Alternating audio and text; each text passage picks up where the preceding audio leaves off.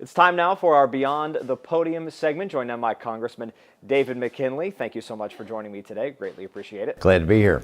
First, I just want to start with, what do you believe, as a member of Congress, is the biggest issue facing this country right now that you're focused on heading into November? There can't be just one. But if we were in one area, you might say, is making sure we diversify our economy, make sure that the economic development continues, it's underway.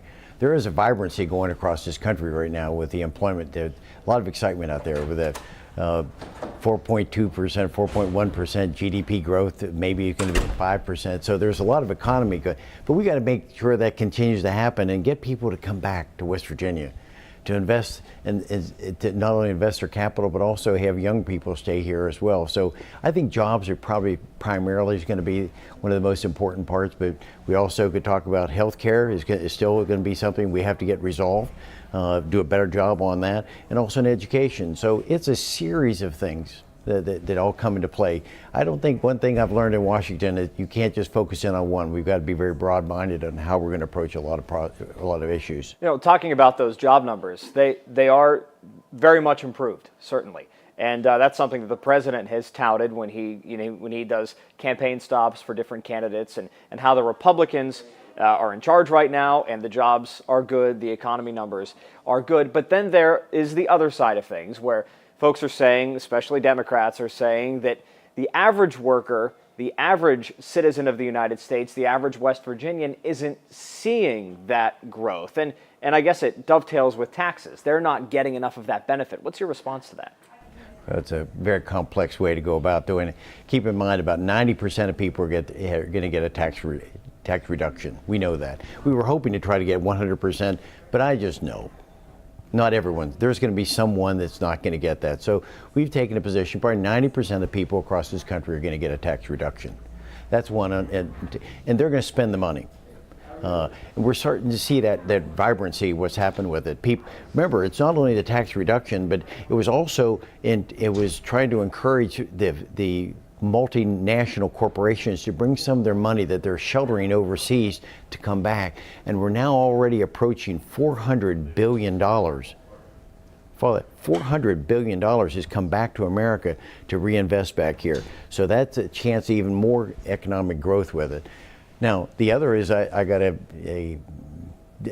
kick out of it, I guess, or excitement, was hearing Governor Justice talk about that the income tax level has come up just in 1 year's time. From July of 2017 to July of 2018, there's been a 14% growth in jump in taxes collected on personal income taxes. And so for people to say that people aren't getting it, they get that's just political rhetoric that I hope people will see through and look at the vibrancy that's happening. So if we have a 14% growth rate in our country, or in West Virginia, and that's West Virginia, I think that's going to bode well for us. Let's talk about healthcare. You touched on healthcare being one of the main issues, but it also goes with taxes, right? Because the tax reform bill essentially, got rid of a couple of big parts of Obamacare, which was campaign promises for a lot of Republicans, something that they've wanted to do for years. How can you then, moving forward, help more West Virginians? Because so many West Virginians do rely on Medicare. They have a hard time getting access to quality health care. What are you going to do specifically to help with that situation, now that Obamacare is kind of in the back? You're talking in the future, what I've already done. We've been working on this for some time. And right now we have several pieces of legislation, because what we've come to a conclusion is that we know statistically that the biggest driver of healthcare costs is prescription drugs. More than anything else, prescription drugs. So our office has been focusing in on how do we get prescription drug prices under control. Is that through negotiations and purchasing, through Medicare and Medicaid? Is that through the VAs with it? But using all the tools that we have to lower that. But so we're sponsoring a piece of legislation that will move our prescription drug over to generic drugs faster. We're also sponsoring, and we're getting some national recognition. I've been on some national shows about this, is a project called 340B.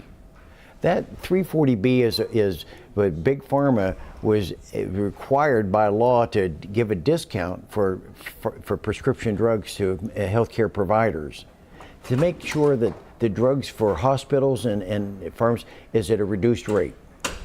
We're trying to preserve that. And we're in a real fight with Big Pharma over that right now to try to make sure that that program stays in effect, because that has a huge effect on us in West Virginia. As far as the others you talked about with Medicaid, I'm very supportive. I think we ought to retain the Medicaid expansion that we've done with that, because I think that's one of our biggest missions, is to make sure that people can afford to have get their health care and have access to it. So we're already working on prescription drugs. The president is developing, he's put the framework out now for a new health care proposal, and that is essentially is now that has been done away with some of the Obamacare requirements. He's looking for things that would provide for catastrophic insurance that heretofore was not permitted under the Obamacare. Now, along those lines, the opioid epidemic. Obviously, it's hit West Virginia as hard as it's hit any state, and it's hit every state. What's the best way to combat this? I think to make sure you're keeping it three focuses. One is education, so we can reach our younger kids clearly and try to get them not to turn to pain medicine or opioids or heroin or methamphetamine or fentanyl, whatever those are, to try to get them educated. The other is enforcement component, and we had a meeting this morning with the U.S. Attorney on that to talk more about how we can strengthen his group. And then the other is rehabilitation. All three of those areas, at least those three, if not more, need to have greater focus. So what we've done in Congress over the last few years is what we've been trying to put more money into each of these three areas. And this last, we just put $4 billion with a B, $4 billion spent 1 year in addressing those components to fight back. And what I'm proud about was being able to get the language that's in the bill in several of those pieces of legislation that we don't want to see the money go back just proportionate to population. We want the money to go to those areas that are hardest hit, like West Virginia or New Hampshire or Ohio, or areas that are hard hit. Make sure that those counties that are particularly over in Jefferson County, West Virginia, that's the 9th hardest hit county in America. We've got to make sure the resources go to those counties so that those three areas, education, enforcement, and rehabilitation, there are funds to be able to take care of the people in those areas and address and we've done that. So as a result, West Virginia is now getting 5 times the amount of money it did 2 years ago for opioid addiction. So we're pushing back as hard as we can because the resources are now there. We just want to make sure that those funds don't all go to Chicago or Boston or New York, but they come to Wheeling. They'll come to Vienna, West Virginia. They're going to come to Mannington, West Virginia. They're going to come to Jefferson County. We want to make sure they're in those areas. Talking about rehabilitation, does that mean more focus on community rehab facilities? Is that something that you're interested in? And if it is, putting up more of those situations, how do you sell that to local communities? We've seen issues before where a rehab center wanted to come in, but they're wary of it. They're afraid to have one of those centers in their backyard, afraid it'll attract some folks that they don't necessarily want in their community. Those are good points to be concerned about, but we're in a big picture here. These are our neighbors. They may have been addicted in a way that they didn't see coming. They've had an automobile accident or they've been hurt in a plant and they've taken pain medicine, become addicted. We've got to help them find ways of getting off that. So these are not all the worst actors that some people think they are. There are some of those, and those are going to be taken care of in a different way. But we've got to have rehabilitation. Now, one of those ways of rehabilitation might be is increasing the reimbursement rates through Medicaid and Medicare, so that people that are getting health care, they're going to be able to get longer care. Because it's very hard for someone that once they become addicted to be able to get off the drug in just a matter of 7 or 28 days. We may need longer. So we've been spending a lot of time working with groups.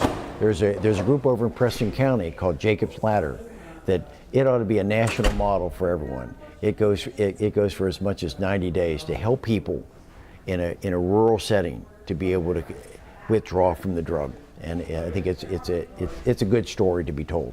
Let's talk education. Betsy DeVos, Education Secretary, pretty controversial figure. And a lot of folks not a fan of the job she's done, think that she's not qualified to be talking about public schools. But others say that she brings a different perspective to it. and a different perspective is something that has been needed for a long time. How do we move forward with the education system, not only in the country, but specifically concerning the state of West Virginia, to make it better, to get it where it needs to be?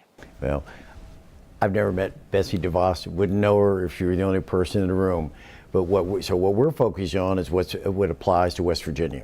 And one of the big things we've learned is when we're back in the district and meeting with folks, and we hold about 300 meetings a year annually with people, whether they're educators, nurses, labor unions, whatever that might be. One of the reoccurring stories we're hearing is workforce development.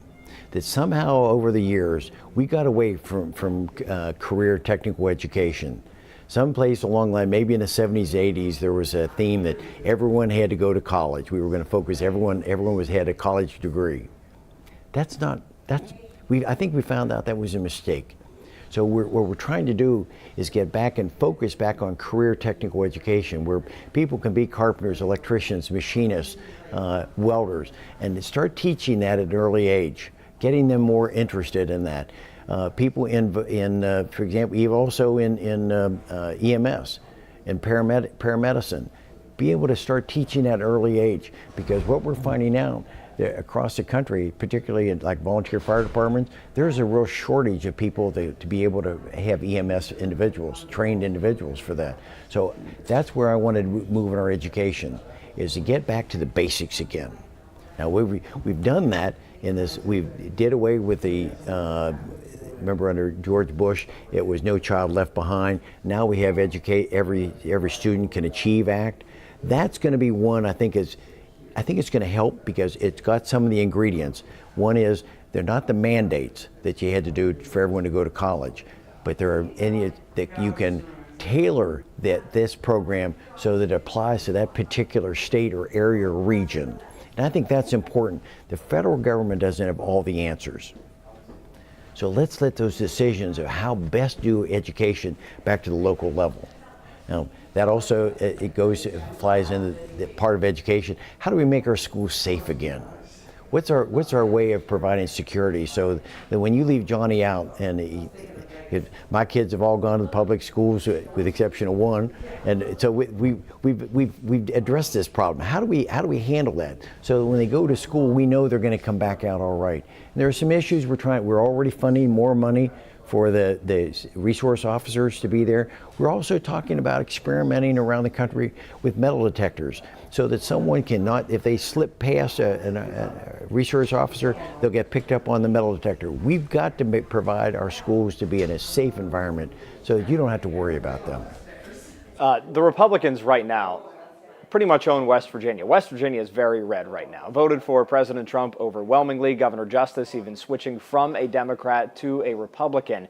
Do you believe that the Republican way is the right way, working for the state of West Virginia? And why should folks continue to stick with you rather than try something new and your opponent, Kendra Fauché? I'm not saying the Republican Party has all the answers any more than the Democrat Party has all the answers. I try to be bipartisan. The fact that there's an organization in Washington has ranked me as the 16th most bipartisan member of Congress. That I can work across the aisle. It's demonstrated that time and time again. So that's what we just need to have more. Is just have more adult conversations between the Republicans and Democrats in Washington. And the same thing would apply in Charleston as well. Just talk to each other. This idea of everything has to be caustic, has to be partisan, that's not productive. That's not how we run our businesses. Why do we do that in our political careers? So we don't. That's why I've gotten the reputation for that. I think we can work together. And I think as a result, I've been able to get more legislative accomplishments than many of my other colleagues by virtue of working in a bipartisan fashion. So I'm very comfortable with that. We've got an agenda.